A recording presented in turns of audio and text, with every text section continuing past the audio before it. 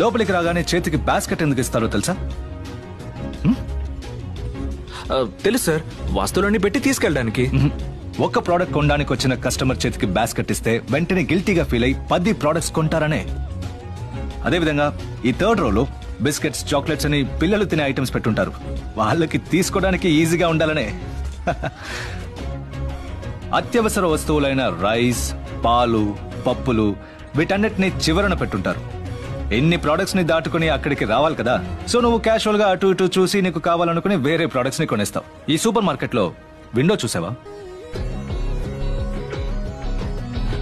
లేదు sir. Clock కూడా ఉండదు. ఏ లోపలికి వచ్చే కస్టమర్ కి టైం పోయేది తెలియకూడదు. అది మాత్రమే కాదు, అన్ని సూపర్ మార్కెట్స్ లో లోపలికి రావడానికి ఒక దారి, బయటికి వెళ్ళడానికి ఒక దారి. కస్టమర్స్ కొనడానికి వచ్చినవి మాత్రం కొనుక్కుని వెళ్ళిపోకూడదు కదా. వీటన్నిటిని మించి బిల్ కౌంటర్ కి పక్కన పిల్లలు ఇష్టపడే